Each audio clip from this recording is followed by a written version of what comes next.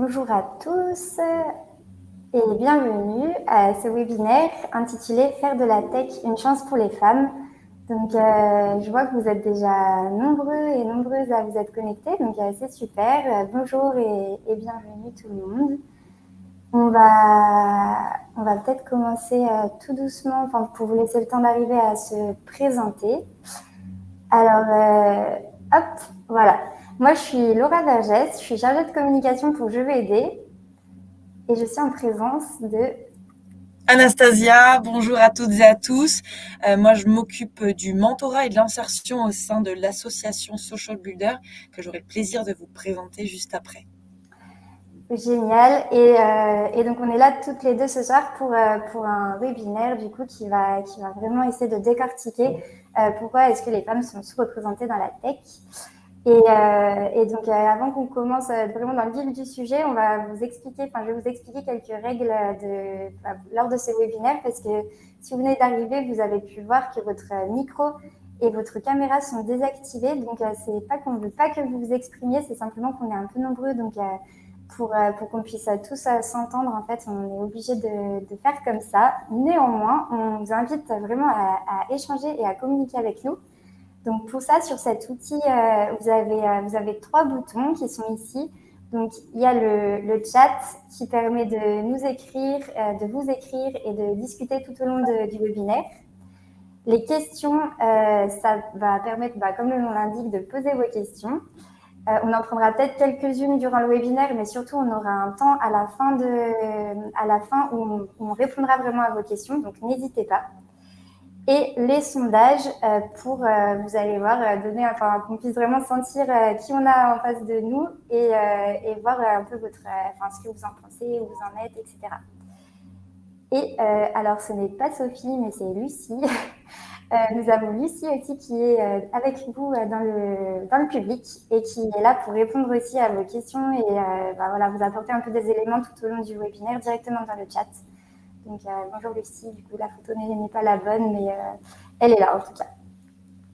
Alors, vous êtes déjà 26, super. On va commencer tout de suite à mettre en application ce que je viens de dire pour savoir... hop. Pardon. Est-ce que vous connaissez Social Builder et est-ce que vous connaissez jeveuxaider.gouv.fr? Donc, je vous envoie les sondages, comme ça on va voir déjà si vous trouvez ça instinctif et si vous arrivez à voir où est-ce que ça se situe.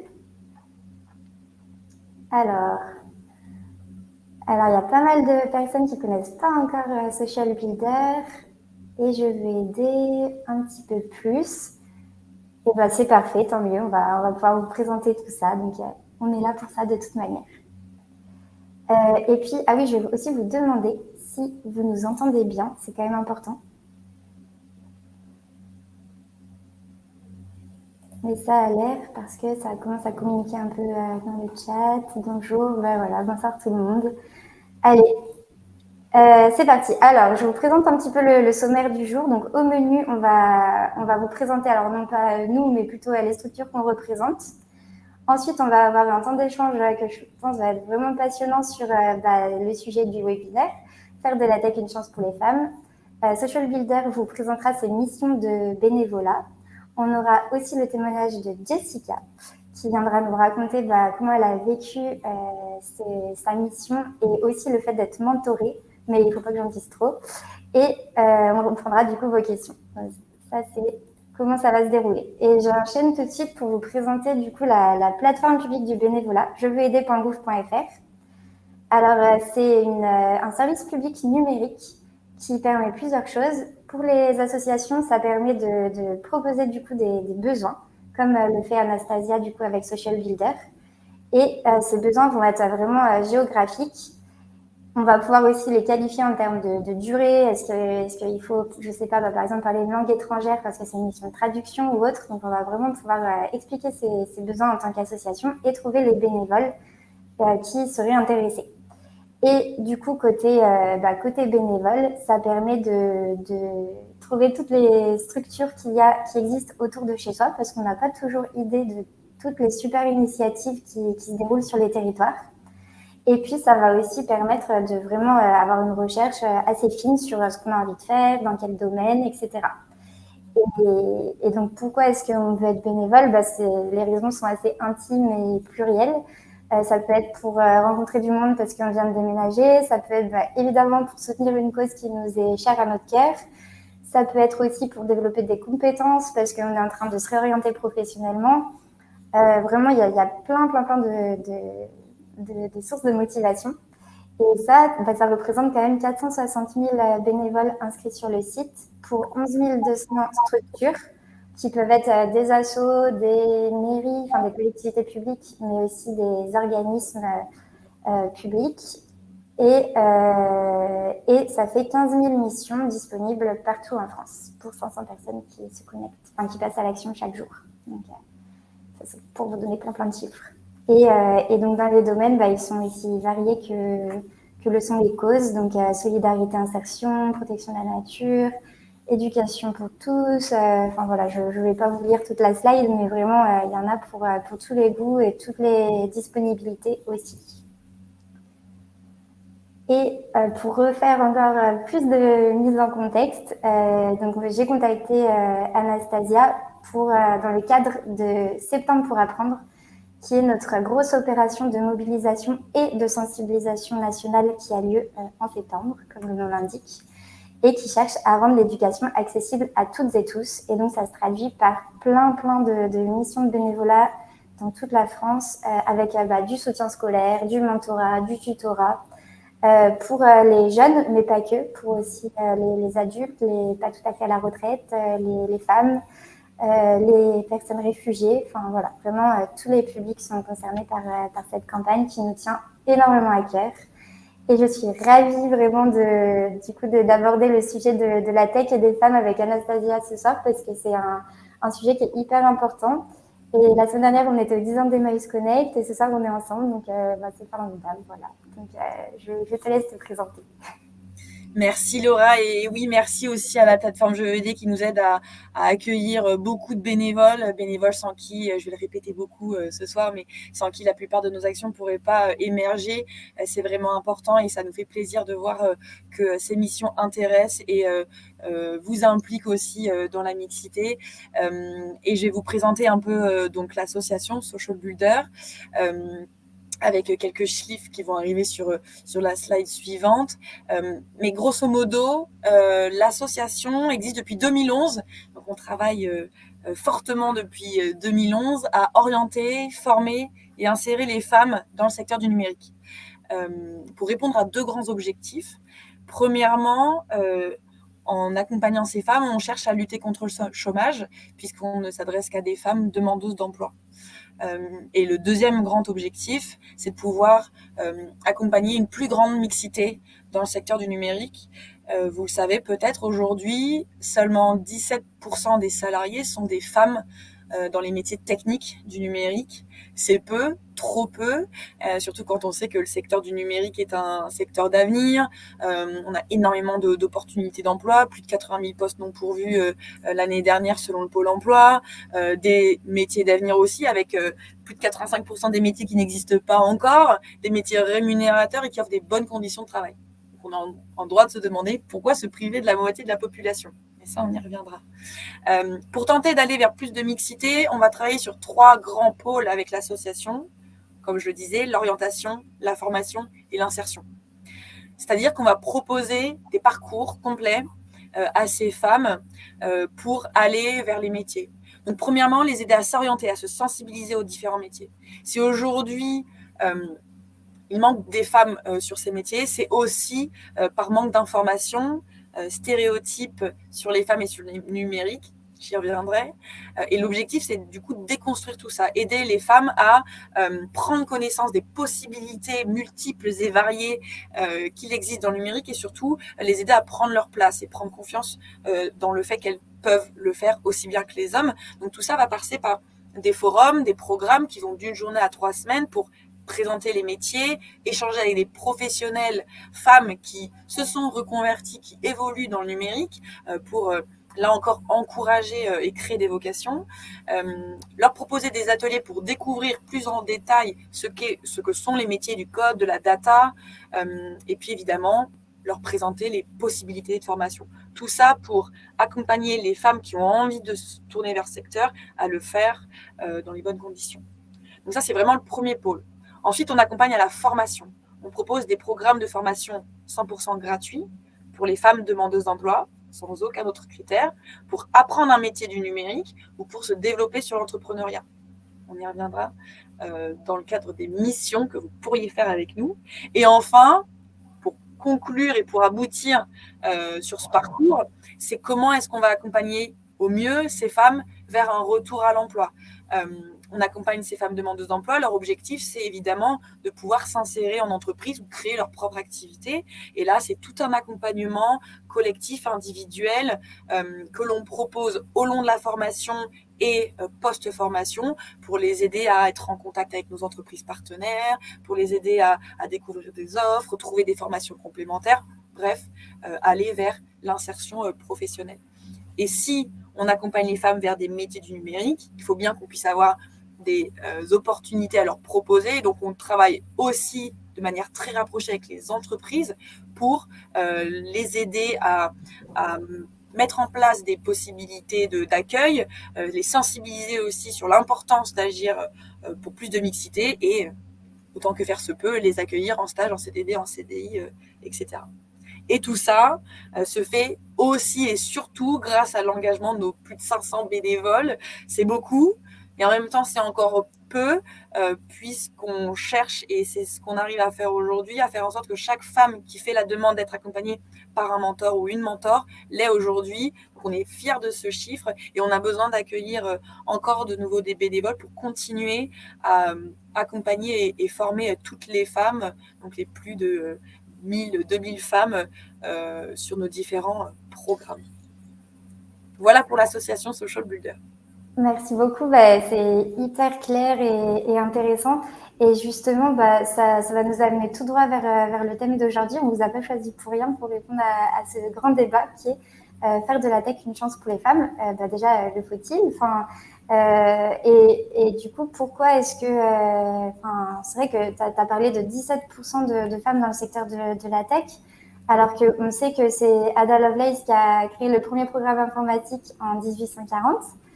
Et du coup, comment ça se fait que, alors qu'on est pionnière dans le secteur et dans bien d'autres, j'ai lu que d'ailleurs c'est nous qui avions inventé le GPS aussi, mais petite parenthèse, comment ça se fait que voilà qu'on a une perdition des femmes en cours de route. Et du coup, hop, pardon, je suis déjà là.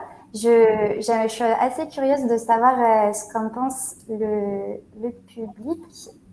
Hop, je voulais soumettre le vote. Voilà. Donc, je vous propose de répondre à cette question directement dans les sondages. Quand vous pensez à un geek, du coup, vous pensez à quoi plutôt? Qu'est-ce qui vous vient à l'esprit? Un homme, une femme ou peu importe. D'ailleurs, j'aurais dû rajouter peu importe. Voilà, parce que c'est assez intéressant de questionner aussi nos représentations et je pense qu'on va le faire pas mal ce soir. Alors, du coup, les sondages... donc, une majorité écrasante pour les hommes, 18%. Et moi aussi, j'ai répondu ça, hein, parce que vraiment, j'imagine un homme même un peu blanc et avec des lunettes, quoi. Donc, justement, Anastasia, est-ce que, j'imagine que ça te donne hyper envie de réagir. Comment est-ce que tu peux expliquer cette sous-représentativité des femmes dans le numérique? Ça vient d'où? Oui, alors, il y a plusieurs facteurs et je vais en citer que quelques-uns, sinon ça prendra du temps. Mais effectivement, on l'a souligné tout à l'heure, aujourd'hui, on compte à peine 17% de femmes dans les métiers du numérique, alors qu'en 1980-84, on comptait 38% de femmes diplômées en informatique. Du coup, on réalise qu'il y a quand même un gap, il s'est passé quelque chose, et donc il y a plusieurs raisons qui expliquent cette sous-représentativité. Je le disais tout à l'heure, ça commence par un manque d'informations sur les possibilités de métier. et aussi une orientation un peu dirigée. Dès la sortie du bac et l'orientation et le choix des études, on a tendance à orienter les jeunes femmes vers les métiers du soin, les métiers sociaux, par rapport à plein de stéréotypes qu'on a, et les jeunes hommes vers les métiers scientifiques, mathématiques, de logique. Et pour aller vers du numérique, on demande aussi d'avoir des carrières en sciences, en logique, enfin voilà, tout ce qu'on sait aujourd'hui. Donc déjà de base, tout se fait à partir de l'orientation et des propositions d'orientation qu'on fait aux jeunes femmes et aux jeunes hommes. Pourquoi on fait ces propositions-là à cause des stéréotypes qui perdurent et qui persistent sur les femmes et sur le numérique. Des stéréotypes de ce genre, on en a plein. Les femmes sont moins compétentes en maths, en logique. Les femmes ne savent pas lire une carte de routière. Les femmes ne sont pas compétentes en informatique. Les femmes ne sont pas faites pour coder. Ces stéréotypes, évidemment, sont faux. Par exemple, le stéréotype sur lequel on peut s'attarder, c'est les femmes ne sont pas compétentes dans le numérique. On a des chiffres à l'appui. Pour l'obtention des diplômes en informatique, le pourcentage de réussite des femmes est le même que celui des hommes. Donc, voilà, on n'a pas un cerveau qui est fait différemment sur ce volet-là. Les femmes ne sont pas faites pour coder. Là aussi, c'est un stéréotype que la culture nous a créé au fur et à mesure. C'est aussi un stéréotype occidental. Dans d'autres pays, les métiers de l'informatique sont encouragés chez les jeunes femmes. Ils sont donc mieux représentés et voire majoritaires. C'est le cas dans certains pays du Maghreb, c'est le cas en Inde aussi. Donc voilà, c'est vraiment un stéréotype occidental pour le coup. Ok, donc c'est culturel. Ouais. Ouais, exactement.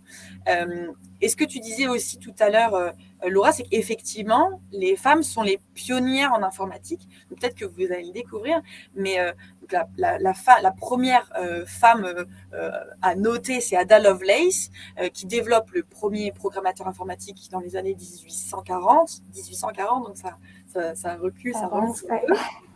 On peut aussi souligner Grace Hopper qui va inventer le compilateur en 1951. Et il y a énormément d'autres figures féminines qui ont été des pionnières depuis les années 1800 jusqu'à aujourd'hui, encore aujourd'hui évidemment, mais qui ne sont pas mis en avant. Pourquoi ? Et tout ça, ça se passe surtout à partir des années 80 avec l'introduction du micro-ordinateur. Cette introduction du micro-ordinateur, elle va révéler et faire émerger des modèles de référence masculins qu'on connaît bien, des Bill Gates, des Steve Jobs. Et petit à petit, les industriels vont commencer à cibler les garçons et les hommes. Les médias vont associer l'informatique au genre masculin parce que ces modèles de référence-là sont masculins. Et puis, voilà, on a une accumulation de choses. On va voir les films aussi qui vont ancrer la figure du geek, cet homme blanc, expert de la programmation, souvent avec des lunettes. Et les femmes vont être mises de côté, elles vont être mise en scène comme des observatrices et non comme des utilisatrices de l'ordinateur.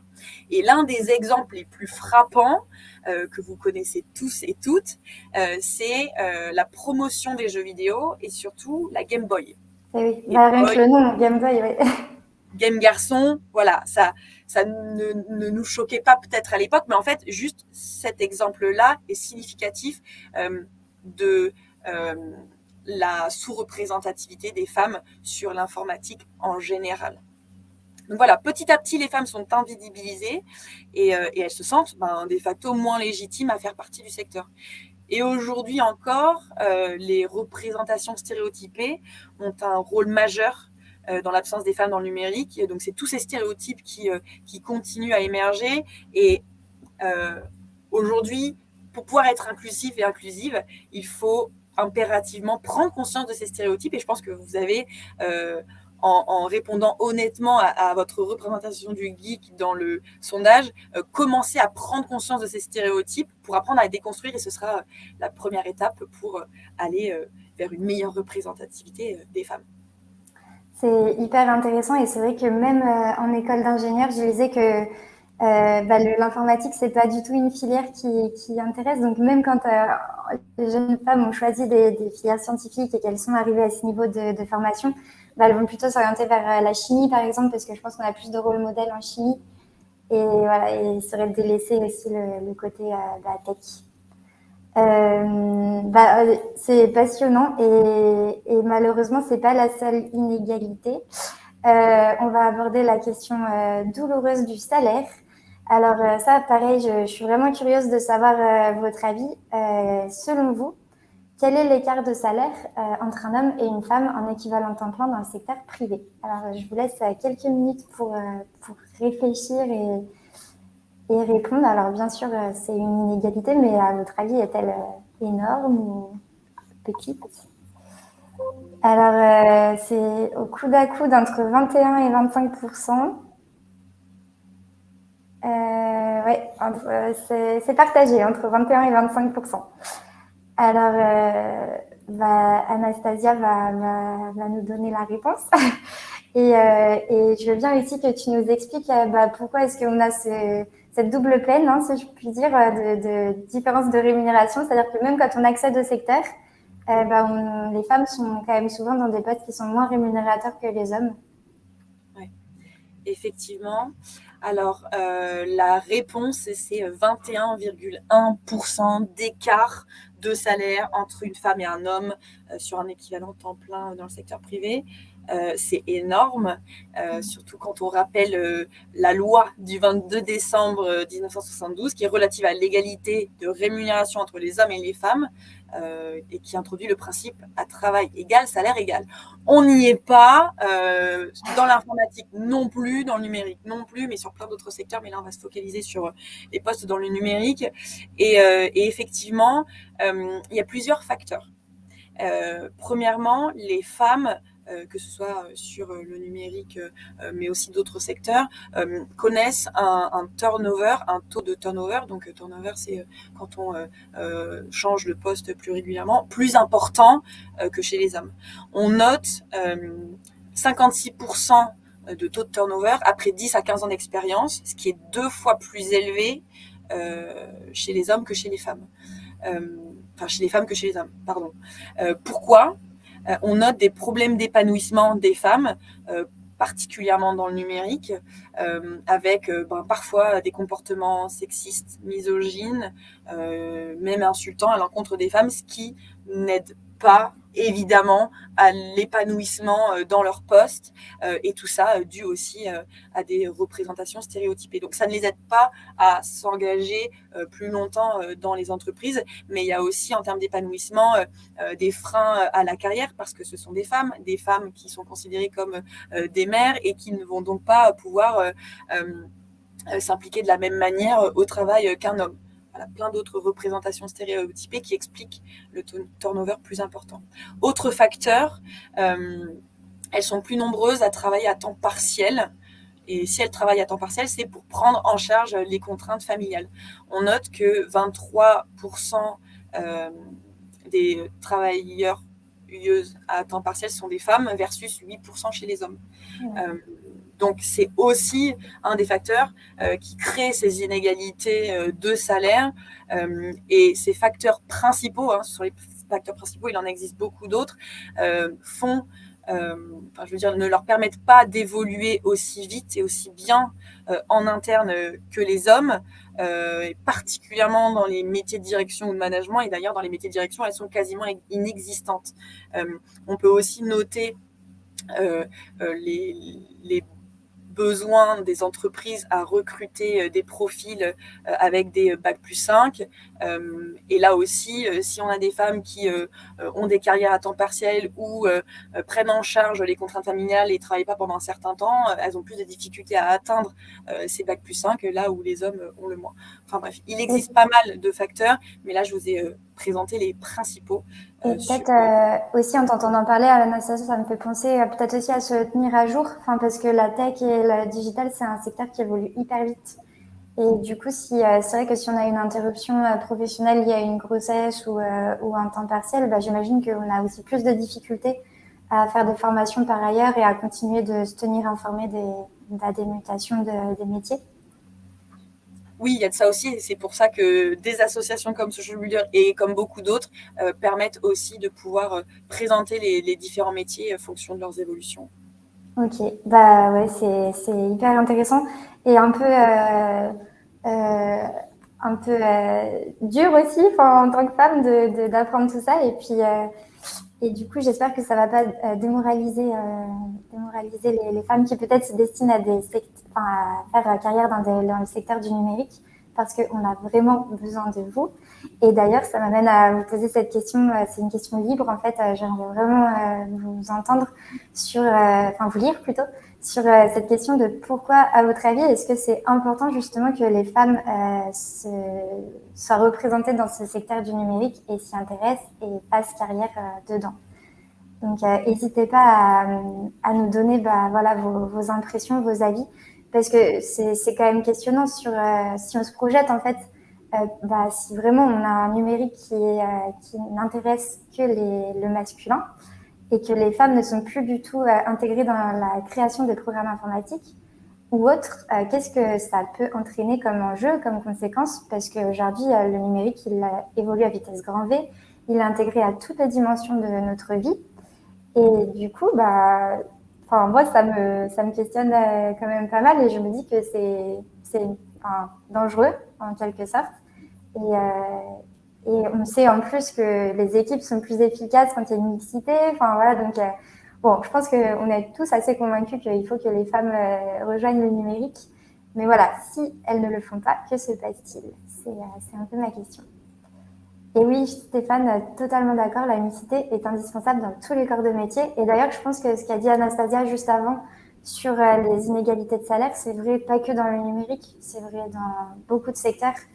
Et du coup, c'est une question qui est systémique et qui demande à questionner sur notre manière de faire famille, la relation vie privée, vie professionnelle et la qualité de vie au travail, etc., etc.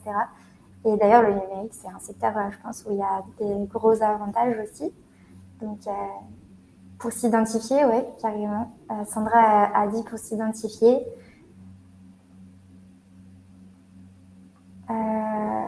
J'arrive pas à remonter parce qu'il y a beaucoup de personnes qui répondent et c'est super. Pour l'apport de nouvelles idées.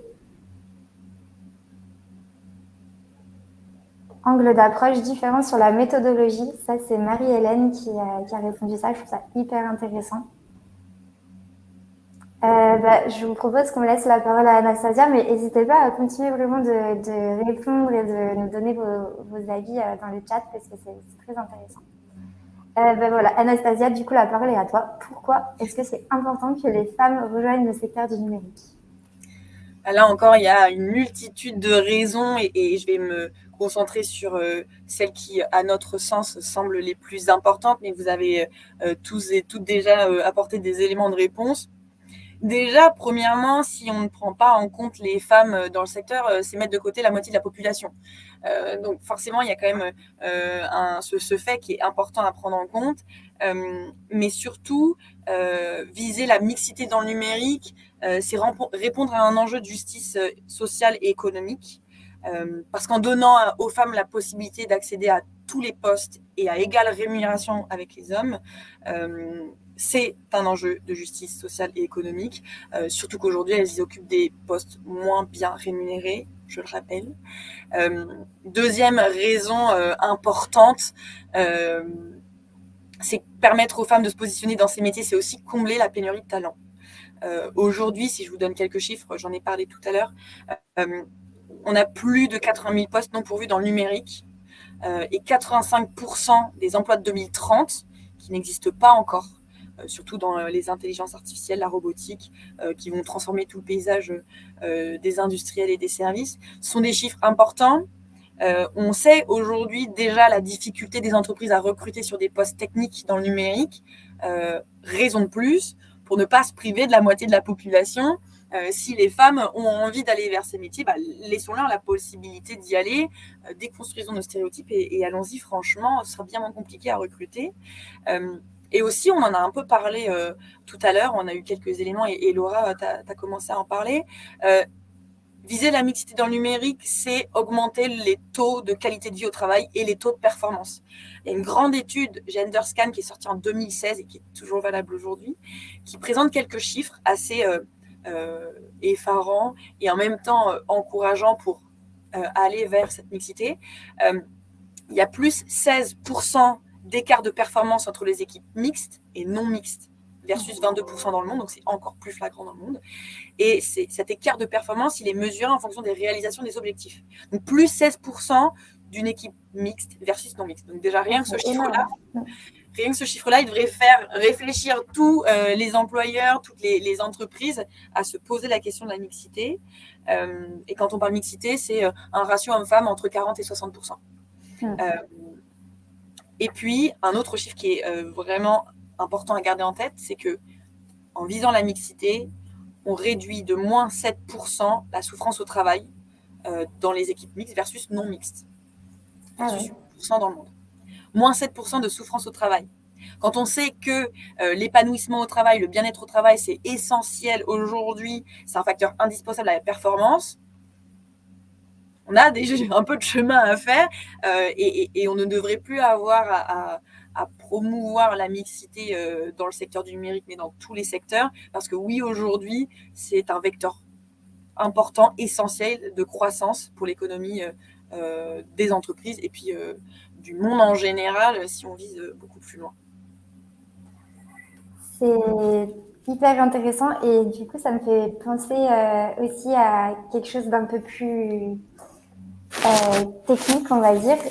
Si donc dans le numérique du futur, on n'arrive pas à résoudre ça et donc on est toujours dans un numérique non inclusif, qu'est-ce que ça va entraîner en fait si on se projette un peu en termes, par exemple, d'algorithmes, en termes de programmes et est-ce que ça va, selon toi, Anastasia, avoir des conséquences vraiment sur les outils numériques qu'on va côtoyer? Bah forcément, et c'est déjà le cas. Si on n'inclut pas les femmes, mais comme si on n'inclut pas d'autres personnes, d'autres minorités, on a moins de performance, moins d'efficacité. J'ai plusieurs exemples à vous citer, notamment celui d'une chercheuse qui devait mettre au point un système de traduction via de la reconnaissance vocale dans les cockpits des hélicoptères, pour être bien précis. En fait, elle s'est rendue compte que sa voix féminine, donc, n'était pas reconnue. Parce que la base de cette reconnaissance vocale avait été faite avec des voix plutôt graves et des voix d'hommes. C'est aussi ce qui s'est passé avec l'outil de reconnaissance vocale Alexa d'Amazon. Ils ont connu les mêmes problématiques. Alexa et beaucoup d'utilisatrices se sont plaints que l'outil Alexa ne reconnaissait pas leur voix, puisque l'entraînement de cette intelligence artificielle s'est fait avec des voix d'hommes et donc des voix plus graves. Amazon a ensuite recruté en masse des femmes pour que l'intelligence artificielle puisse s'exercer avec différentes tonalités. Donc, encore une fois, si on exclut une partie de la population, là, on parle des femmes, mais j'ai d'autres exemples, on perd en efficacité, en performance. Il y a un autre exemple qui ne concerne pas les femmes, mais qui est assez frappant aussi, et moi il m'avait choqué, c'était à l'époque où les sèche-mains Dyson sont sortis. Les sèche-mains Dyson, c'est un sèche-main qui reconnaît la main au moment où elle s'avance dans le dispositif et qui permet de déclencher le sèche-main. Et en fait, les tests avaient fait avec des peaux blanches, et le moment où il y avait des peaux noires, c'était pas reconnu. C'est hyper choquant, et c'est juste représentatif de l'exclusion des personnes dans les tests et de la non-inclusion. C'est ça, pas que les femmes en fait. Je crois que Facebook aussi avait eu le même problème avec la reconnaissance faciale pour les peaux noires et pareil, ils n'avaient pas donné à manger à la machine, au machine learning suffisamment de diversité. Et parce que en fait, le groupe de recherche, le groupe de développeurs, c'était des hommes blancs et donc ça leur était pas venu à l'esprit. Et c'est pour ça que je pense, quand on parle de numérique, en fait, on parle aujourd'hui d'un monde numérique. Et ne pas intégrer les femmes dans ce monde numérique, c'est finalement faire un monde numérique qui n'est pas pensé pour les femmes. Et ouais, c'est dangereux et inquiétant. Mais il y a plein de choses positives qui viennent et ça, c'est encourageant. Oui, ne parlons pas que du négatif. Tout à fait. Et justement, maintenant qu'on a dressé le problème, et je pense que c'était important aussi d'avoir en tête tous ces chiffres et que vraiment il y a un enjeu fort, comment est-ce que Social Builder fait pour agir concrètement et apporter des solutions qui vont permettre aux femmes de s'investir dans ces secteurs qui sont quand même, rappelons-le, parce que comme tu as dit, il n'y a pas que du négatif, c'est quand même des secteurs où il y a une super qualité de vie au travail. Je peux en attester moi-même parce que je suis une femme et je travaille dans la tech Et bah, je suis aussi maman et c'est absolument génial pour beaucoup d'aspects et pour gérer son temps, etc. Et c'est aussi des secteurs rémunérateurs, des secteurs pleins d'avenir. Donc, comment est-ce que vous faites pour enfin ouvrir les portes aux femmes pour ces secteurs-là? Alors, c'est tout ce qu'on fait au quotidien, mais c'est tout ce que vous pouvez faire vous aussi. Côté Social Builder, nous, on propose des parcours du début, entre guillemets, à la fin, pour aider les femmes à s'orienter, se former et s'insérer. Ça, c'est vraiment l'action majeure, l'action concrète. En parallèle de ça, il est aussi question d'accompagner les entreprises à se sensibiliser, former leurs équipes au sujet de mixité, au sujet de recrutement des femmes en reconversion dans la tech, parce qu'aujourd'hui, des femmes dans la tech avec des diplômes à Bac+5 et des 10 ans d'expérience, il y en a très peu. Et donc, il faut aller chercher d'autres types de profils. Et l'autre type de profil aujourd'hui, ce sont les femmes en reconversion que l'on accompagne vers ces métiers-là. Donc, c'est toute cette sensibilisation qu'on fait au niveau des entreprises, au niveau des individus, que ce soit des femmes pour aller vers les métiers ou que ce soit potentiellement vous toutes et tous qui faites partie de ce webinaire aujourd'hui et qui venez vous informer. Et en termes d'actions concrètes et individuelles que vous pourriez faire, vous aussi, c'est des sujets et des actions très simples. Déjà, vous êtes en train de vous informer, comme aujourd'hui, et je pense que c'est un premier pas essentiel, prendre conscience de ce qui se passe pour pouvoir agir en conséquence. Déjà, c'est essentiel et merci encore d'être là ce soir. Et puis, l'étape d'après, c'est continuer à vous former. Il existe une multitude de vidéos, d'outils gratuits. On vous partagera notamment un MOOC qu'on a créé avec l'association qui est gratuit et qui vous permet en 45 minutes de pouvoir prendre en connaissance, conscience et puis mettre en pratique des pratiques inclusives pour recruter les femmes dans la tech. Donc, ça concerne la plupart des managers ou des profils en recrutement, donc quasiment tout le monde en entreprise aujourd'hui. Et c'est vraiment essentiel de se former pour pouvoir ensuite diffuser cette parole autour de nous et puis engager les entreprises. Donc ça, c'est vraiment une première action que l'on peut faire. Et puis surtout, accorder du temps, partager ses expériences pour être des rôles modèles, qu'on soit homme ou qu'on soit femme, être des rôles modèles et expliquer aux femmes ce qu'il est possible de faire, que c'est possible d'être dans le numérique aujourd'hui. Et tout ça, ça passe par le bénévolat et notamment par le mentorat. Donc, on va pouvoir en parler juste après. Peut-être que tu avais quelque chose à rajouter. Ouais, en fait, je voulais rebondir parce que du coup, tu as bien insisté sur le fait que tout le monde peut s'emparer de ça. Et justement, c'était exactement la question suivante que je voulais te poser, Anastasia. Parce qu'on a beaucoup parlé des femmes. Donc, je sais que y a Jean-Luc, il y a Stéphane, qui sont des hommes. Du coup, je présume qu'ils sont ici là ce soir. Est-ce qu'ils peuvent aussi s'engager auprès de Social Builder et changer le monde avec toi? Bien sûr, bien sûr. Encore une fois, on vise la mixité. Alors, on ne s'adresse qu'à des femmes pour nos programmes de formation dans le but de répondre à cette mixité, mais la plupart de tout le reste de nos actions inclut évidemment les hommes. Sur le mentorat, aujourd'hui, je le disais tout à l'heure, on a un peu plus de 500 bénévoles actifs.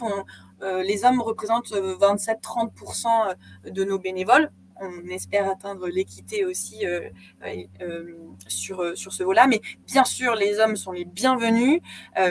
Et je vais surtout m'attarder sur les compétences, l'expérience dont on a besoin pour pouvoir agir et féminiser la tech. Encore une fois, rien que d'être là, de prendre conscience de tout ça et d'essayer de déconstruire ces stéréotypes, c'est un pas énorme pour agir concrètement.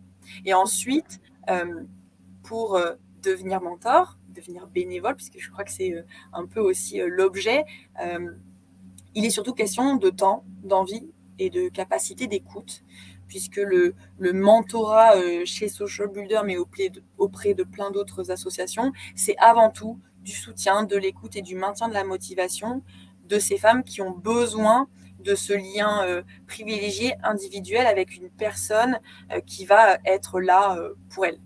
Et c'est vraiment essentiel, et je le répète encore, sans le bénévolat et particulièrement le mentorat, la plupart des femmes que l'on accompagne n'iraient pas au bout des formations. Ensuite, en termes d'expertise, Oui, on va rechercher des profils d'hommes et de femmes qui travaillent dans la tech, sur des métiers tech, mais pas que. On a des programmes variés. On a des programmes pour apprendre des métiers du numérique. Là, forcément, on va plutôt rechercher des experts ou des expertes. Du dev, de la chefferie de projet digital, de la data. Non pas pour que ces experts forment les femmes, c'est pas l'objet. Elles ont des formations avec des formateurs et des formatrices pour ça, mais plutôt pour incarner ce rôle modèle, ce rôle dans lequel les femmes vont se voir. Ça paraît plus logique pour une femme qui veut devenir développeuse de pouvoir être accompagnée, soutenue, écoutée par un ou une développeuse. Néanmoins, on a beaucoup de programmes variés et donc on va accueillir aussi bien des personnes qui ont fait de l'entrepreneuriat, des fonctions commerciales, de la communication, du marketing, des fonctions support, des fonctions RH. À partir du moment où on a du temps, 3 heures par mois pendant à peu près 6 mois, je commence à spoiler, de l'envie et de l'écoute, on est légitime à accompagner une femme pour féminiser la tech. En effet, petit spoil, mais déjà, je veux savoir si tout le monde va bien, parce que ça fait déjà une bonne heure qu'on est ensemble. Donc, est-ce que vous trouvez ça... Est-ce que vous êtes un peu perdu? Est-ce que vous avez des questions? Est-ce que non, tout va bien et on continue? Ça va. Ça a l'air d'aller. Je vous laisse un petit peu de temps pour répondre. Ok. Alors, on enchaîne du coup avec du très très concret. Les missions de bénévoles chez Social Builder, qu'on a vraiment la chance d'avoir aussi sur la plateforme Je vais aider. Et on va vous partager les liens parce qu'il y a des super missions. Donc, est-ce que tu peux nous en dire un mot, Anastasia, et nous les présenter? Bien sûr, je peux vous parler des missions disponibles sur Je veux aider qui, grosso modo, vous permettent de vous engager à n'importe quel moment de l'année, puisqu'on a la chance de pouvoir lancer des formations quasiment tous les mois. Donc ça, c'est un avantage pour les femmes qui peuvent rejoindre ces formations, mais aussi pour vous, si vous voulez vous engager le mois prochain, dans 2 mois, dans 6 mois, c'est possible. Ça, c'est plutôt intéressant à avoir en tête aussi. En termes d'action, on a des possibilités assez multiples sur l'engagement, le temps et puis le fond. La mission principale chez Social Builder, c'est celle que j'ai commencé à vous présenter, c'est le mentorat. Et donc, c'est accompagner une femme dans son projet de reconversion professionnelle dans le numérique ou bien dans l'entrepreneuriat. Dans son projet de reconversion à l'entrepreneuriat, on va plutôt l'aider à construire son projet, surtout autour de la digitalisation de son activité. On reste sur de l'expertise dans le numérique. Comment est-ce qu'on aide les femmes à prendre leur place dans le numérique, que ce soit via un métier technique numérique ou que ce soit en montant en compétences pour booster leur activité entrepreneuriale. C'est vraiment notre cœur d'activité. Donc le mentorat, c'est 3 heures par mois pendant la durée de la formation de cette femme, plus 2 mois post-formation, parce qu'il est important de continuer à garder du lien. Grosso modo, c'est 6 mois. Ça veut dire à peu près 1 heure par semaine pour échanger avec cette femme, la guider, l'aiguiller, la soutenir, en sachant bien que nous aussi, côté Social Builder, ça fait plusieurs années qu'on porte le programme de mentorat. On sera là pour vous accompagner, vous, en tant que mentor, en vous mettant à disposition des ressources, des conseils sur la posture, les bonnes pratiques en tant que mentor, des témoignages d'autres mentors. Jessica interviendra tout à l'heure. Donc, justement, pardon Anastasia, je te coupe, mais c'est que je vois que c'est tellement passionnant et je t'écoute et je vois qu'il ne reste plus que 15 minutes, donc je voulais savoir si on ne demanderait pas à Jessica de nous rejoindre. Eh bien, super, oui, faisons ça comme ça. Parler de son expérience de bénévole. Ouais, si ça te va. Ah bah voilà, elle est là, magnifique. Bonjour Jessica. Justement, on est vraiment heureux de t'avoir parmi nous ce soir parce que si j'ai tout suivi, tu as fait les deux côtés en fait de Social Builder, c'est-à-dire que tu as fait une formation pour devenir développeuse et après tu es devenue mentor pour des femmes qui aussi avaient un projet de reconversion professionnelle dans le numérique. Alors déjà, sur la première partie de ton expérience, comment est-ce que tu as trouvé, comment c'était venu cette idée et comment tu as trouvé Social Builder? Alors, un peu par hasard, en allant clairement vers un gros raccourci qui est la grande école du numérique. Et je suis allée dessus, il y avait une réunion d'information et je suis tombée sur Social Builder dans une réunion à Paris. près de Ok. Gare du Nord. Et du coup, ça m'a plu complètement. Je me suis dit, c'est ça qu'il me faut. Trop Et cool. j'ai foncé dedans. Et on parle vachement de plafond de verre. Est-ce que justement, qu'est-ce que ça t'a apporté le mentorat pour ton projet? Alors, j'ai eu un mentor pendant la formation qui travaille dans une grande ESN. C'est une grande entreprise qui emploie des consultants pour des missions vers des clients. Et du coup, il n'était pas forcément développeur, mais vraiment, il a été là pour me soutenir. Et il a été vraiment présent aussi dans une optique de réinsertion, me faire travailler mon CV, mon portfolio, des choses pour pouvoir après me placer en tant que candidate. Trop bien. Et comment ça s'est passé? Enfin, tu le voyais de temps en temps ou de manière régulière ou vous preniez... Enfin, c'était tout en visio. Comment c'était? Pardon, je te laisse boire un coup quand même. Là, je peux peut-être rebondir parce qu'effectivement, le mentorat, c'est de la régularité, mais ça s'adapte aussi au rythme. Et Jessica va pouvoir rebondir. C'est une formation qui est assez dense. Tu l'as connue, Jessica, je te laisse continuer, mais la régularité, c'est quand même la clé. Ok. Bon, j'avais un rendez-vous à peu près 1 heure par semaine. Ok. Sur toute la durée de la formation, voire même après. Du coup, c'était des rendez-vous hebdomadaires. Et personnellement, parce que donc on a parlé beaucoup de compétences et tout ça, mais personnellement, est-ce que ça t'a apporté des choses aussi? Oui, parce que ça a été un vrai plus venant d'un acteur du professionnel, clairement. De me dire que de toute façon, je vais y arriver. Donc ça me motivait en dehors de la formation. Ça sortait un peu les choses du contexte, juste théorique, et pour voir après ce qu'allait devenir peut-être ma pratique, tout simplement.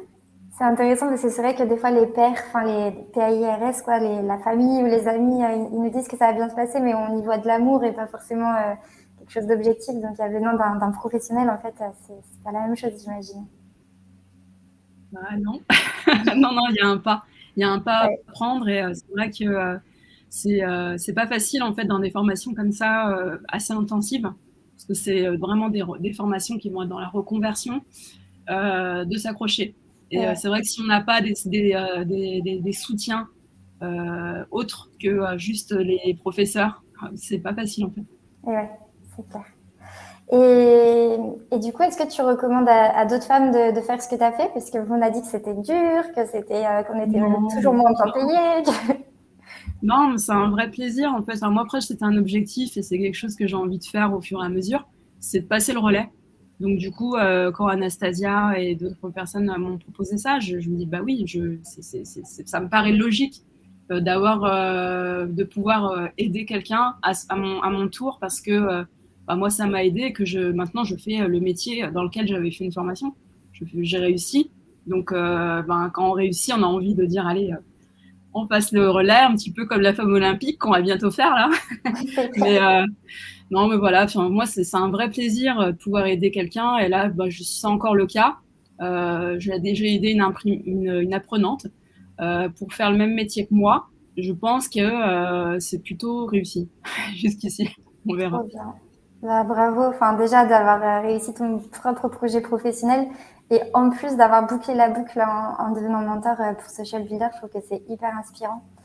Et je voulais te demander, est-ce que ça t'a apporté aussi des choses de passer de l'autre côté, en fait, de devenir mentor pour quelqu'un? C'était peut-être une consécration, je sais pas.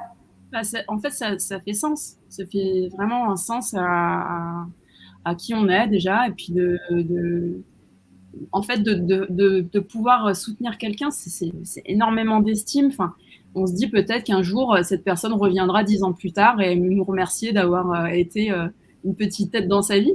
Donc, C'est clair. franchement, on le fait nous-mêmes en tant que femmes pour nos propres enfants. Des fois, si on a des enfants, hein, toutefois, on n'a pas tous peut-être envie, mais voilà, si on peut le faire pour d'autres personnes, des adultes en l'occurrence, bon, écoutez, franchement, faites-le, hein, Trop j'ai bien. envie de dire. Mais ouais, on a tous besoin de terreau pour bien grandir et pas que quand on est enfant, mais aussi après. Et C'est ça. justement, si tu devais dire un mot pour motiver quelqu'un à passer à l'action, à tenter l'aventure, comme toi tu l'as fait, tu dirais quoi? Un mot. Un mot ou une phrase, on n'est pas. Faut pas hésiter. C'est toujours, c'est des rencontres, c'est des belles rencontres aussi qu'on peut faire comme ça. Alors, faut pas le faire, faut pas hésiter du tout. Trop bien. Et il y a Petit Jean qui demande, du coup, quel métier exercez-vous? Alors, Alors, ouais, je on suis est peut-être développeuse assez. web, orientée plutôt du côté moteur on va dire des applications.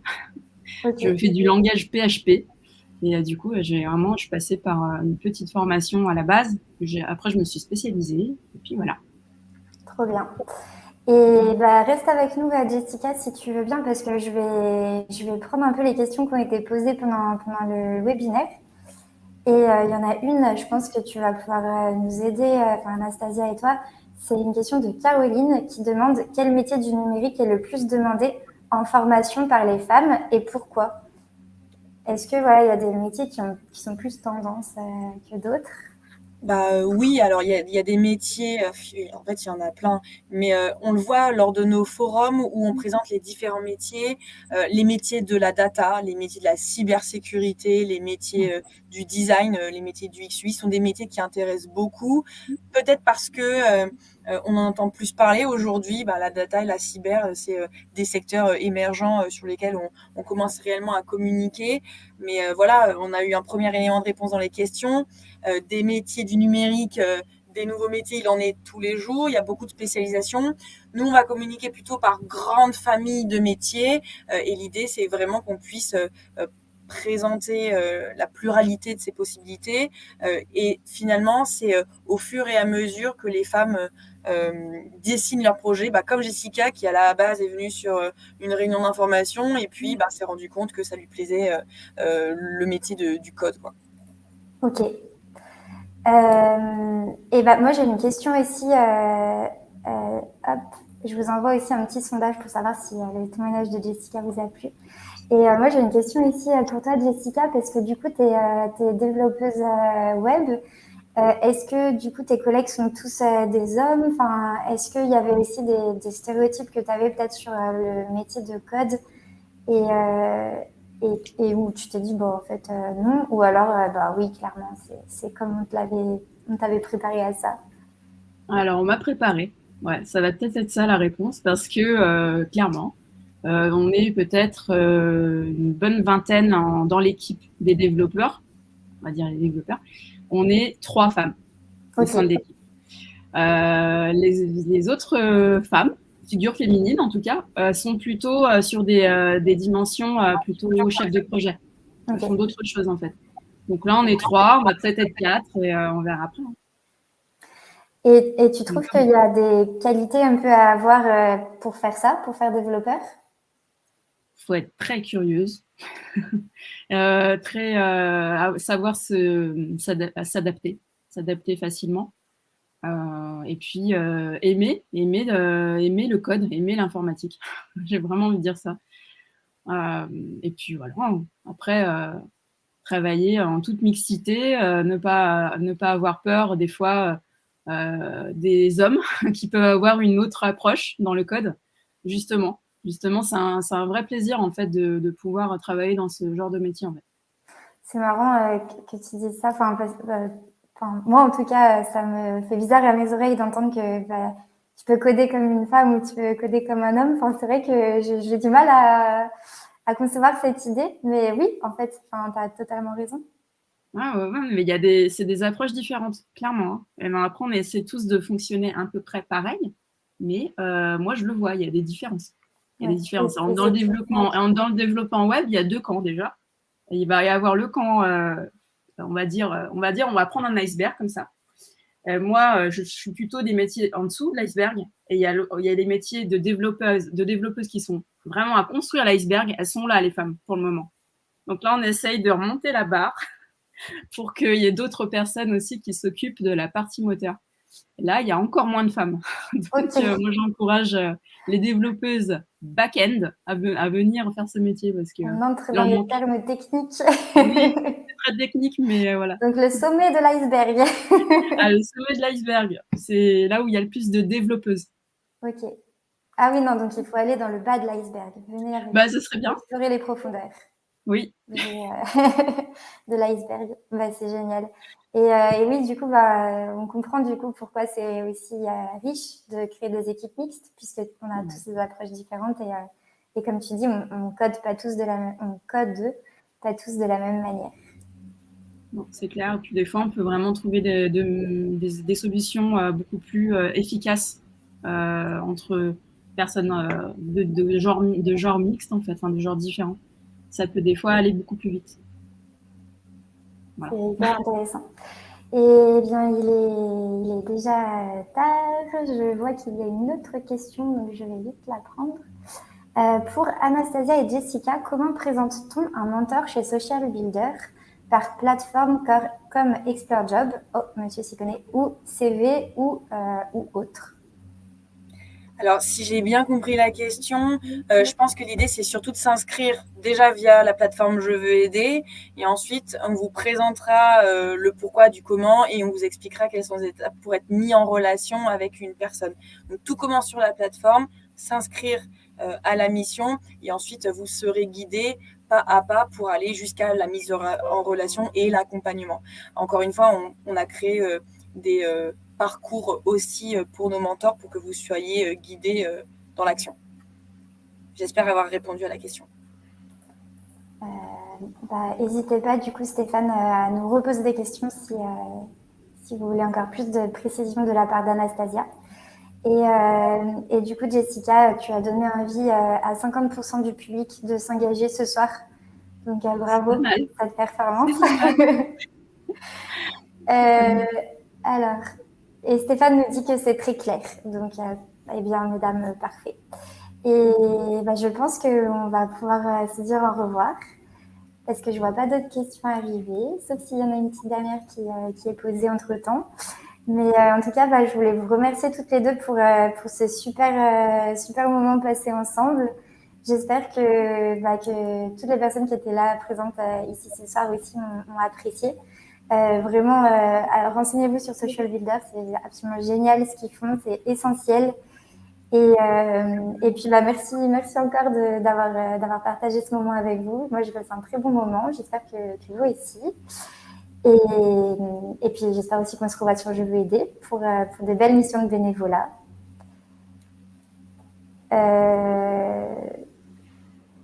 Je regarde s'il y a d'autres questions. Non, c'est bon.